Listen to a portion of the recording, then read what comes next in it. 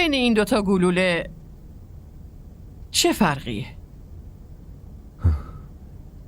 بیبی این استفاده شده، اما این یکی فکر نکنم.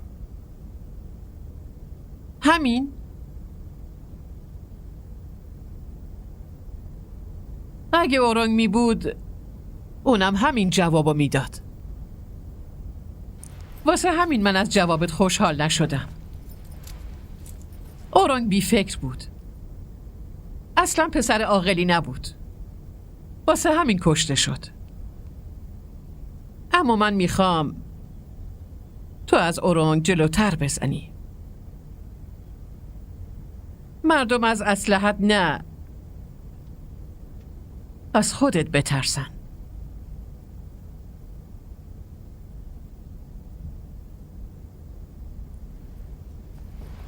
بین این دوتا گلوله فقط اون فرقی نیست که تو بهش فکر کردی.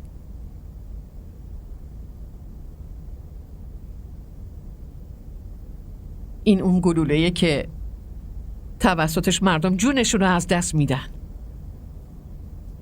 اما این گلوله ترس رو تموم میکنه. این گلوله زمانی ارزش داره که حتما داخلی اسلحه باشه.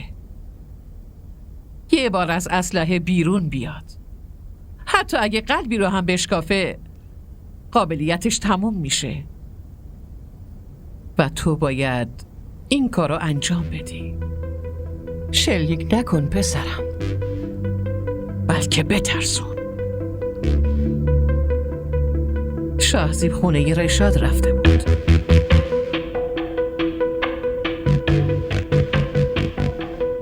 همون رشاد که بچه‌اش تحصیل کرده است؟ آره، همون رشاد.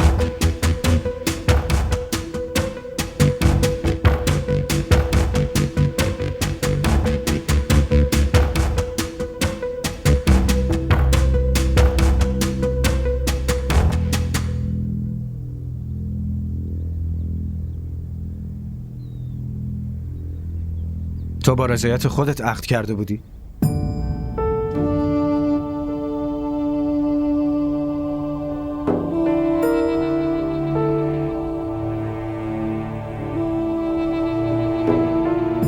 سوال سختی نپرسیدم که نتونی جوابشو بگی بهم.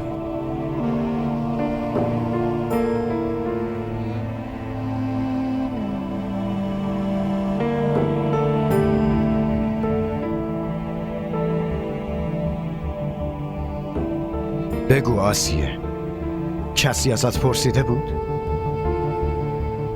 نه خیر، نه. تا وقتی که توی عقد رضایت خود دختر نباشه اون عقد درست نیست. این تصمیمی که شورا برای تو گرفته همونطوری که حیوونا رو میگیرن و قربونی میکنن تو رو هم قربونی میکنن، میفهمی؟ اگه کسی یادش نیست تو یه انسانی، حداقل خودت باید یادت باشه که یه انسانی و یه انسان دارای اختیار و اراده است.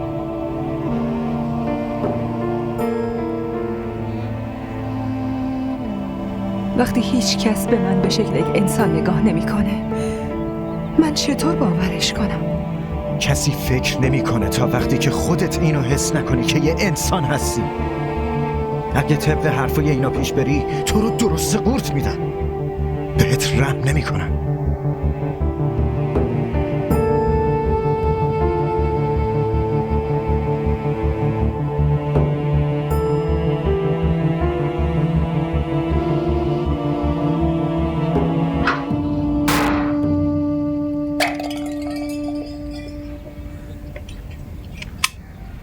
شما حق ندارین اینطوری وارد خونم بشین. آرومم آروم.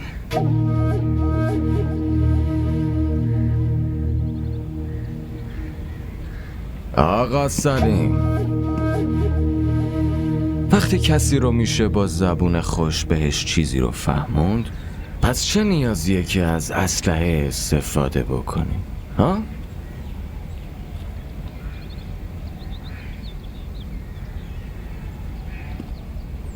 عمو، من واقعا نمیخواستم اینطوری وارد خونه تو بشم، میدونی که.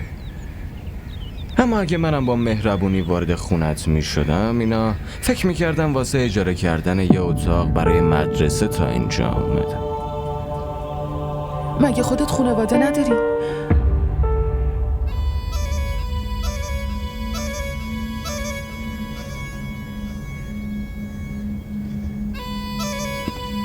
آقا ببخشید.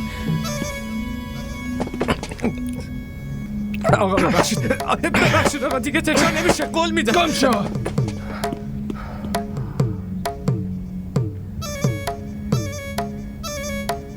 کفشامو بیار.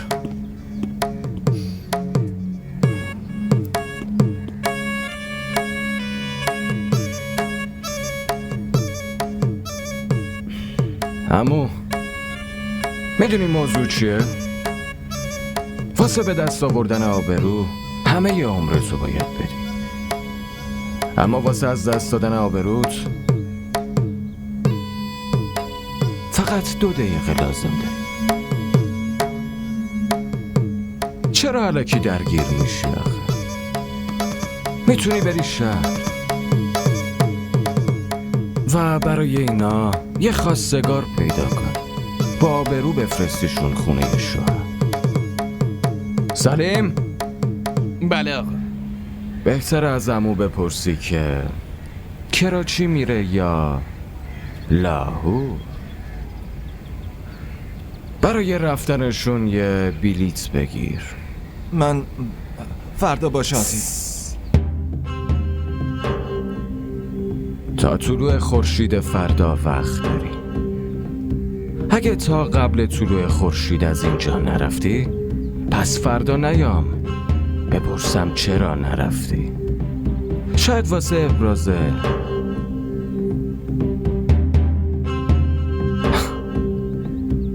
تأسف اومدم اینجا همونجا. ها؟ بعدش نگی چرا در حقم ظلم کردی و از این چیزا.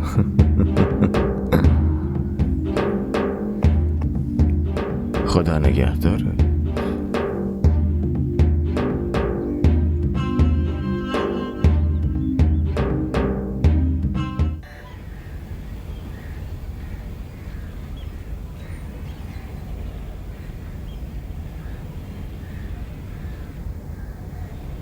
هنوزم قهری؟ چرا خودتون اومدین؟ محکمه برگزار میکردین و صدام میزدین؟ یا واسه قهر کردنم تنبیه هم میکردین؟ یالا پاشو بریم با هم زیارتگاه. اونجا هم قراره کسی رو تنبیه کنی؟ باید برای کسی تصمیم بگیریم؟ نه خیر، واسه دعا میرم دعا کنم یا تو مثل من بشی یا من مثل تو بشم. هر دوتاش خیلی سخته، شاید هم غیر ممکن. بیبی نمیگم قهر تو تمومش کن، میگم پاشو بریم زیارتگاه، مامان تو همراهی کن.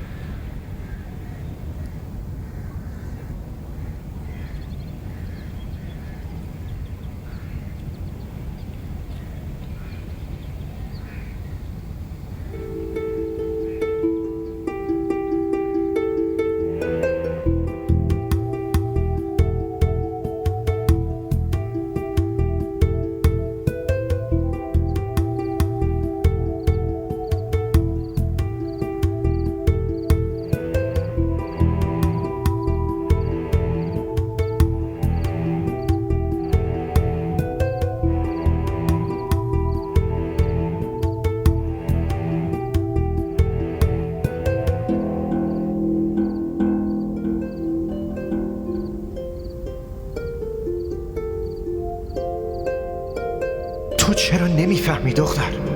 من برات دلسوزی نمی کنم آسیه، من فقط دوستت دارم، همین.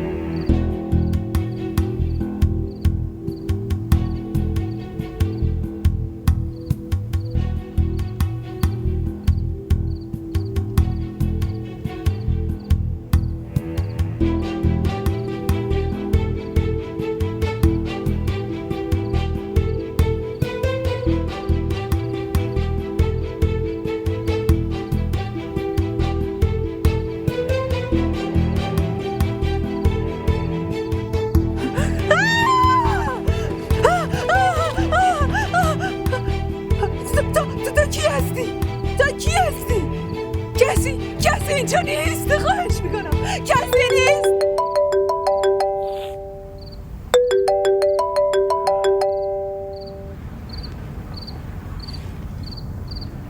بله بفرمایید. مبشر زلیخا. چی شده؟ چرا داری گریه میکنی؟ چی بهت بگم؟ توی خونه ظلم بزرگی داره میشه. آسیه رو مثل یه آدم بیکس و کار گیر آوردن. چی شده؟ آسیه حالش خوبه؟ تو کی هستی؟ مراقب خواهش میکنم مراقب. بده التماس میکنم. خواهش میکنم بام کاری نداشته باش، التماست میکنم، خواهش میکنم. چی بهت بگم؟ آبروش روی خطره. تو خونم هیچ کس نیست. نه آقا جهانیست، نه شازی. میشنوید داره چطوری جیغ میزنه؟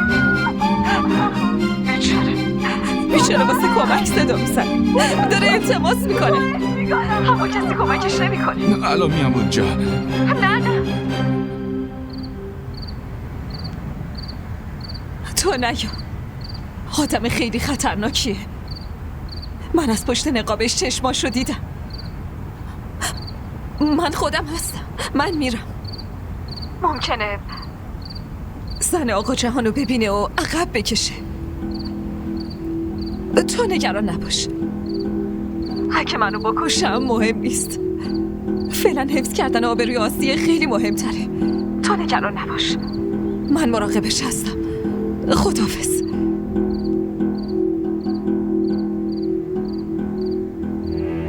کسی اینجا هست؟ کمکم کنی.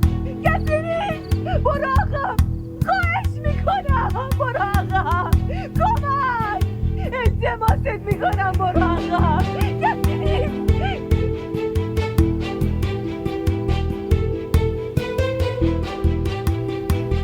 التماست میکنم، کاری نداشته باش، کمک، خواهش میکنم، کمکم کنی.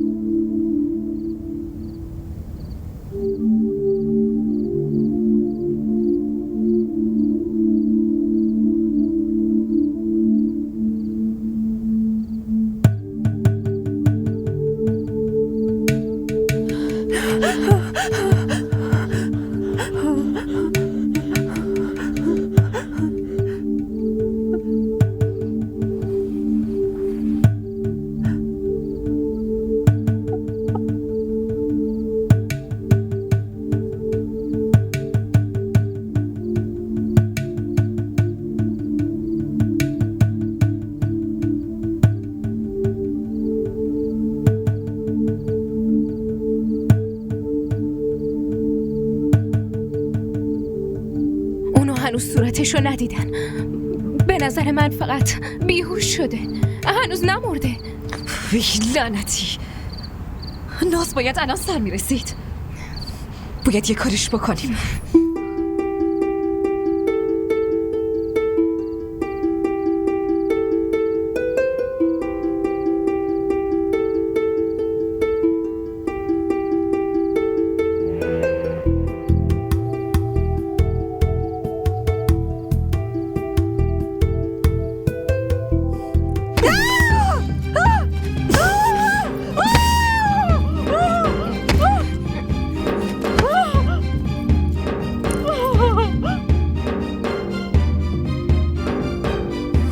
این آدما به هیچ عنوان نباید زنده بمونن.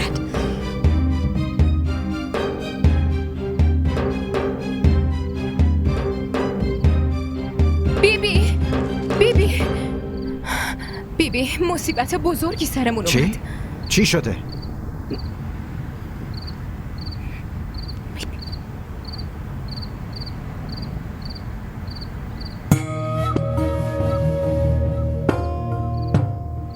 گفتم چی شده؟ یه چیزی بگو، منم باید بفهمم چه خبره. چیزی نیست، مسائل زن است، حلش میکنم. تو برو توی اتاقت.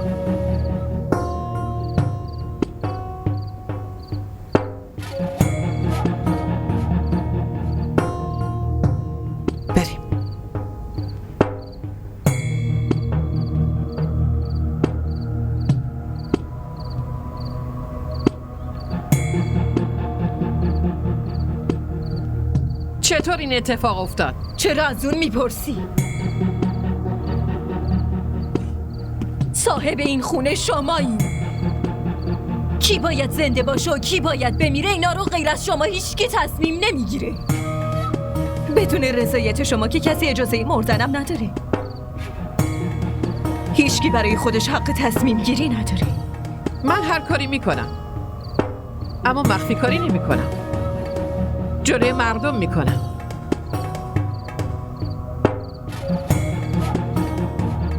جهان، بله بیبی.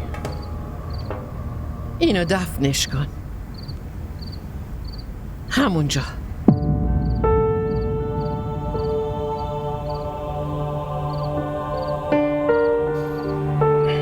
چشم.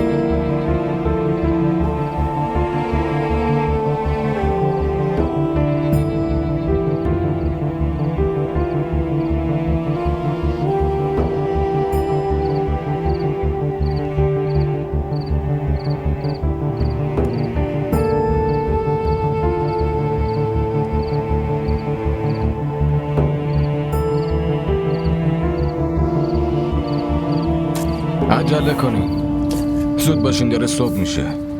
زود باشین.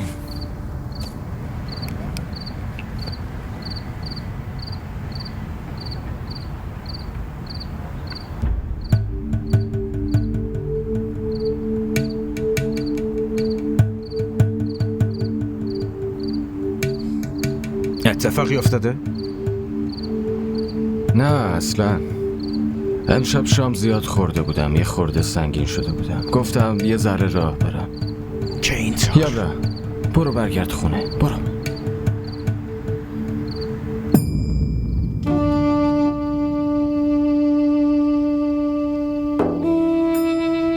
صاحب این خونه شمایی. کی باید زنده باشه و کی باید بمیره اینا رو غیر از شما هیچکی تصمیم نمیگیره.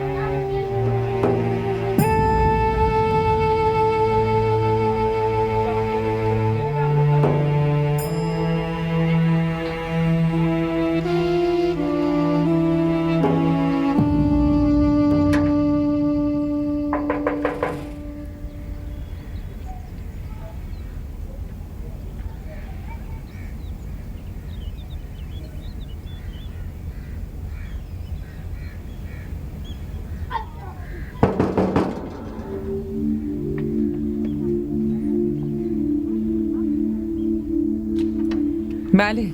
سلام علیکم. علیکم السلام. شما خبر دارین که همسایه روبرویتون کجا رفتن؟ اونا که دیشب جمع کردن و رفتن. چی؟ از اینجا اسباب کشی کردن؟ بله. نگفتن کجا میرن؟ اینو که به همون نگفتن، ولی فقط وسایل مهمشون رو بردن. که اینطور؟ باشه، ممنونم.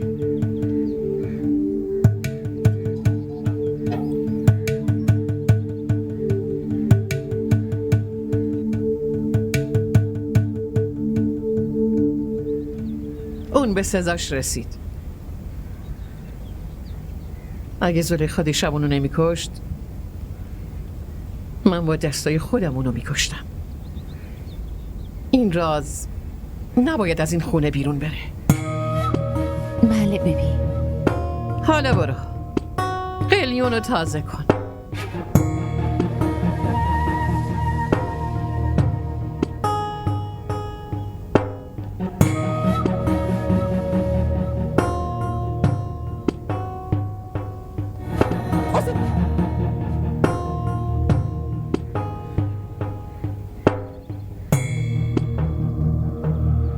به چه اینطوری زل زدی؟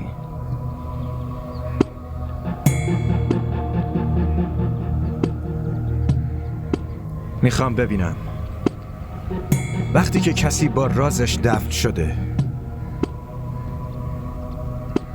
قبرش چطور به نظر میاد؟ واسه همین به چیزی نگفتم. تو همیشه به بقیه فکر میکنی. اجبار خانواده خودتو اصلا درک نمی.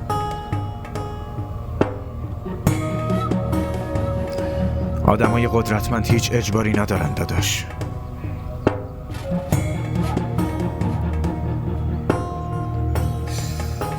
میدونی بزرگترین اجبارای قدرتمند اینه که قدرتش رو باید پایدار نگه داره، وگرنه آدمای دور و برش دیگه حسابش نمیکنن. میدونی که منتظرن کی اون ضعیف میشه تا بهش حمله کنن. فهمیدی؟ همونطور که گرگ منتظر شکار تومشه. واسه همین تومه نباید این فرصت رو بهش بده که اون بهش حمله کنه.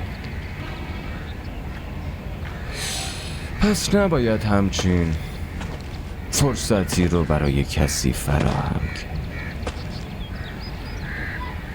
گرچه که هر کاری که شده خیلی بد شده، اما شاهزی هر چی که شده بذار اینجا دفع بشه، وگرنه خانوادمون سر زبون بقیه میفته. منظورم رو گرفتی؟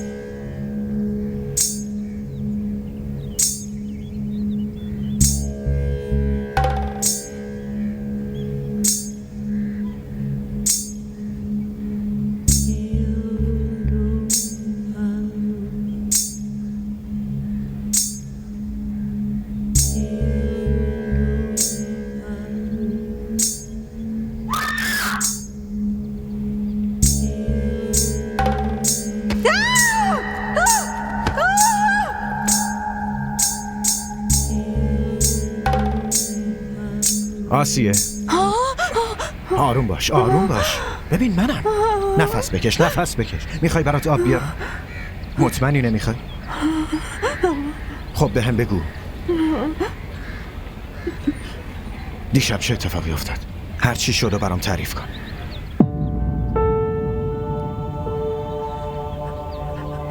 نمیتونم. ببین آسیه، خودت یه چیزی میگی اما چشمات چیز دیگه ای رو میگن. من میخوام بهت کمک کنم اما اینجوری نمیتونم کمکت کنم. لطفاً به هم بگو دیشب چه اتفاقی افتاد. آفرین، به هم بگو دیشب چی شد. دیشب یه هیولا اومد توی اتاقم. رو کشتن.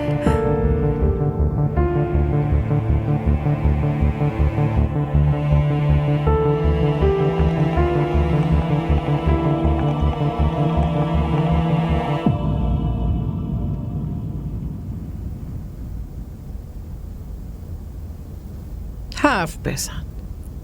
اگه دهن تو باز کردی پس یادت باشه تو و خانوادت رو زنده زنده دفن میکنم و از بین میبرم. چرا حرف نمیزنی؟ کی اون نگهبان اونجا برده بود؟ بیبی من نمیدونم.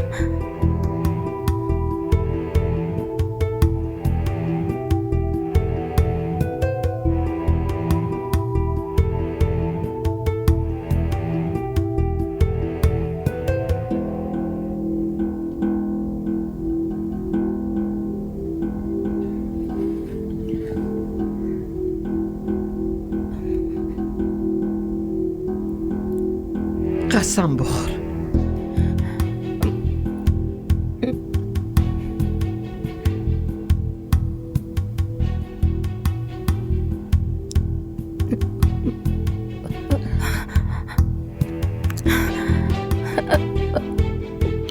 قسم میخورم.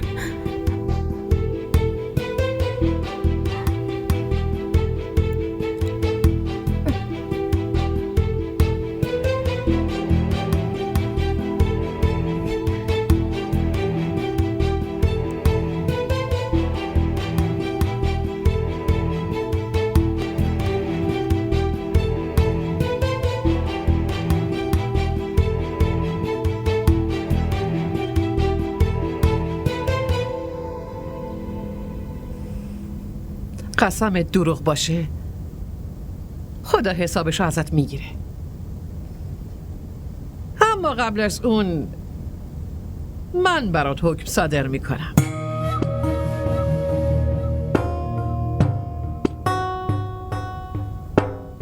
حالا برو.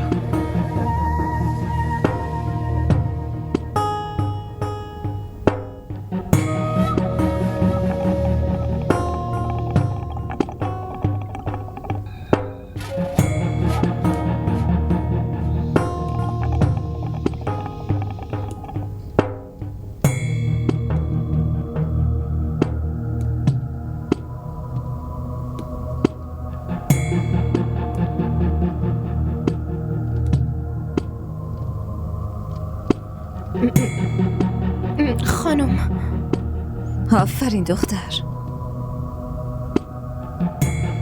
من همه چی شنیدم. بیا اینجا.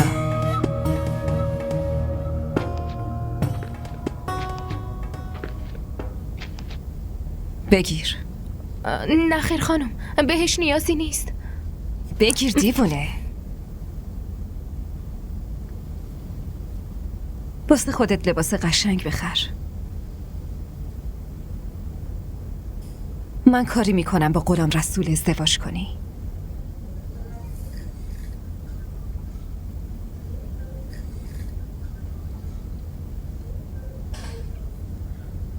حالا چرا قیافت اینجوریه؟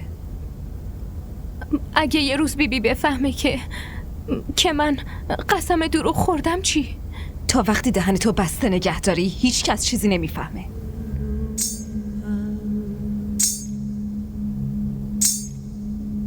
حالا برو ببین اون آسیه منفور داره چه غلطی میکنه. چشم.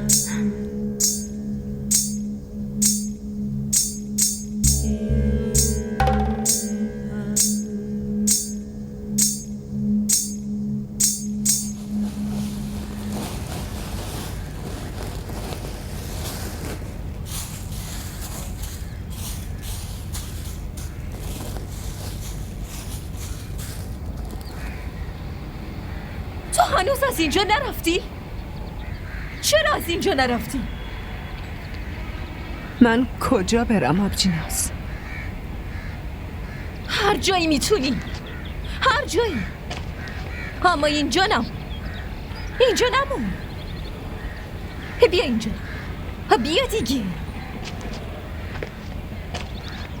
اینجا قاتلا زندگی میکنن، قاتلا یه روز تو رو میکشن، حتی جسدت هم کسی پیدا نمیکنه، جسدتو گم و گور میکنن.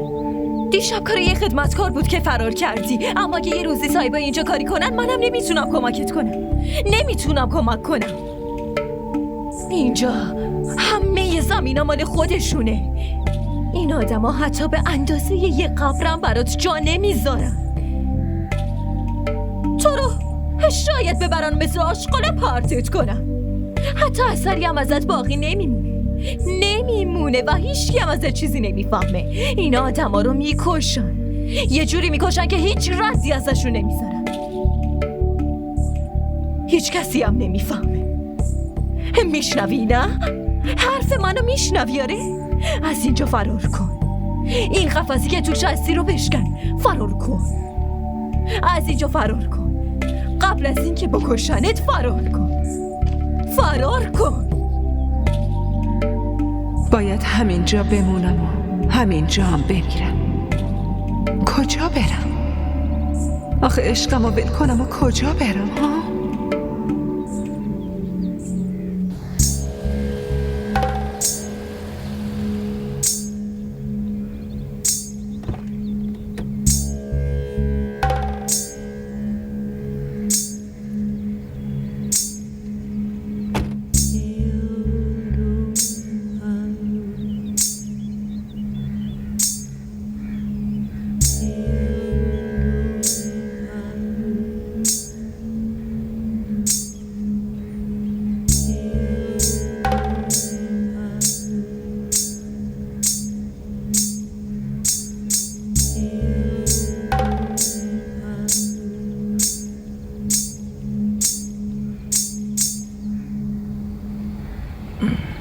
شاه نواز،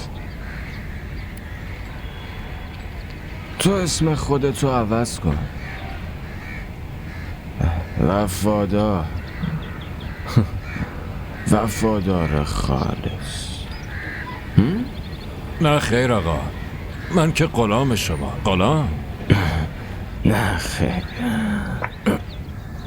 تو رفیقمی، همون رفیقی که میدونم. آقا رفیقتونم، اما رفیقی که پولکی هستش.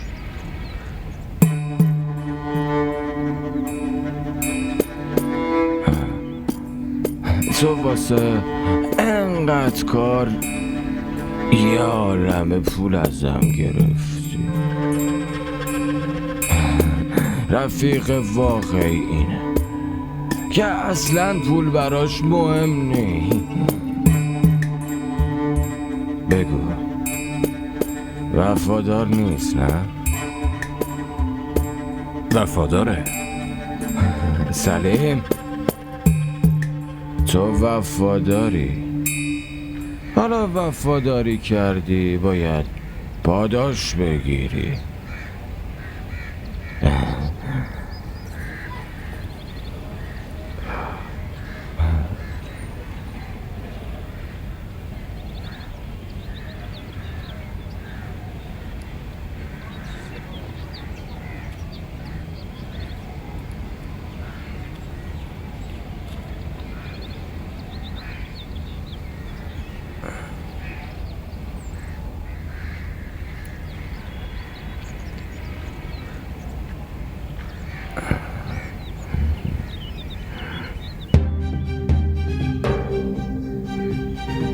وفاداری نه؟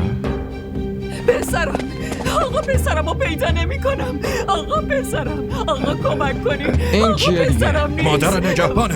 پسرم نیست. خب چرا گریه میکنه؟ میکنم آقا. این آدما میگن که پسرم نگهبان این خونه نیست، اما همسایه ها میگن که اون توی این خونه وارد شده اما دوباره بیرون نیومده. ساکت باش. آقا بهم کمک کنی. آقا بهم کمک کمک کنین پسرم رو پیدا کنم. پسرم نگهبان همین خونه بوده.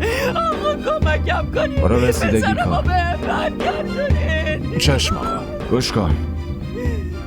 وفادار میمونی. بله. برو.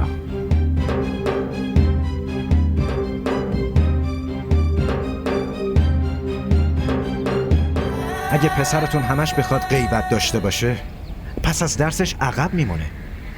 مگه چند روز شده که اومده درس بخونه ها؟ ممنونم. برادر سوالمو جواب ندادی. چی شده برادر؟ من بچه‌مو برای درس خوندن پیش شما فرستادم. واسه همینم اومدم پیشتون چون سر کلاس نیومده. از صبح که گم شده، هیچ اثری ازش نیست. گم شده؟ آخه چطور؟ صبحونه‌شو خورد و مادرش بردش مدرسه. بعد دوباره برگشت خونه. وقتی دوباره برگشت گریه میکرد. من پرسیدم پسرمون کجاست؟ میگه هرچی گشتن نتونسته پیداش کنه. بابا ما باید چی کار کنیم آخه کجا رو بگردیم؟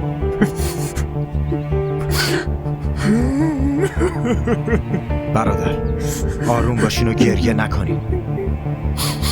ببینم شما ازش عکسی دارین.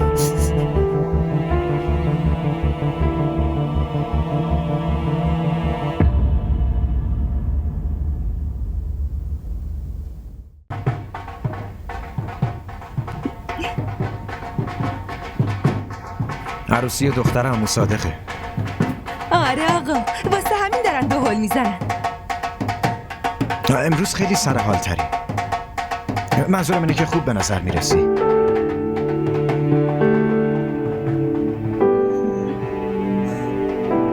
ولی من امروز آشفتم.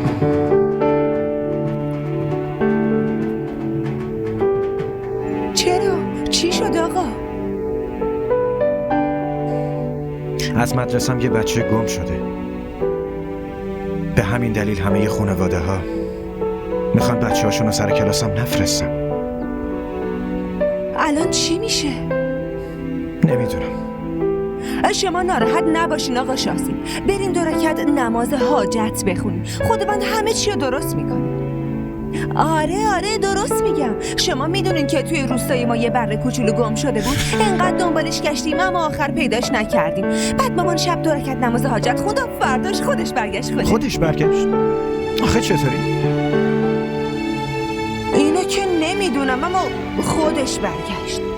شما هم 2 رکعت نماز بخونین. بچه خودش میاد خونه. اگه خودتون نمیخونین من به جای شما میخونم. درسته.